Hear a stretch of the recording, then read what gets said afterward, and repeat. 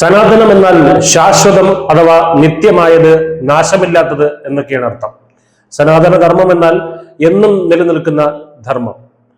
RSS മേധാവി മോഹൻ ഭാഗവതിനെ സംബന്ധിച്ചിടത്തോളം ഇത് വെറും ഒരു വാക്കല്ല, ഒരു ദൗത്യമാണ്. മണിപ്പൂരിലെ ഇംഫാലിൽ സംസാരിക്കവേ ഹിന്ദുക്കൾ ഇല്ലെങ്കിൽ ഈ ലോകം തന്നെ നിലനിൽക്കില്ല എന്ന് അദ്ദേഹം ഊന്നി പറഞ്ഞു.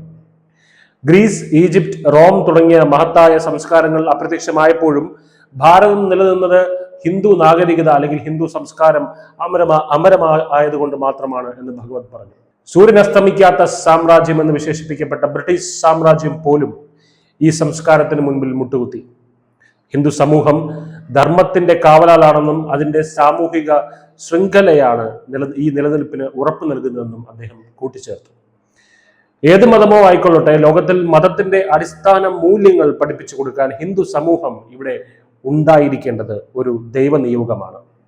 മണിപ്പൂർ ഇംഫാലിൽ ഗോത്ര നേതാക്കളുമായുള്ള കൂടിക്കാഴ്ചയിൽ അദ്ദേഹം സാമൂഹിക ഐക്യം, വ്യക്തികളുടെ സ്വഭാവ രൂപീകരണം, സമാധാനപരമായിട്ടുള്ള സംവാദം എന്നിവയുടെ പ്രാധാന്യത്തെപ്പറ്റി സംസാരിച്ചു.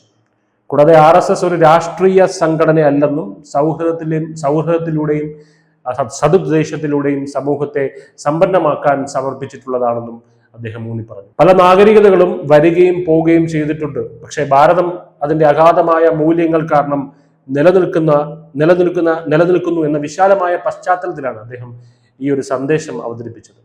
ഭാഗവതിനെ സംബന്ധിച്ചിടത്തോളം ഇത് കേവലം വിശ്വാസമല്ല, നമ്മുടെ പൂർവികർ നമുക്ക് സമ്മാനിച്ച നിത്യമായ ജ്ഞാനത്തിലൂടെ ലോകത്തിനെ നയിക്കാൻ ഹിന്ദുക്കൾക്ക് ലഭിച്ച ഒരു ദൈവനിയോഗമാണ്.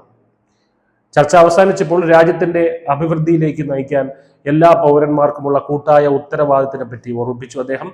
ഹിന്ദു സമൂഹത്തെ സംരക്ഷിക്കുക എന്നത് ആരെയും ഒഴിവാക്കലോ ഒഴിച്ചു നിർത്തലോ ഒന്നും തന്നെയല്ല, മറിച്ച് ഭഗവതിന്റെ വാക്കുകളിൽ ലോകത്തെ നിലനിർത്താൻ സഹായിക്കുന്ന പൊതുവായ ഒരു നാഗരികതയെ ശക്തിപ്പെടുത്തലാണ്.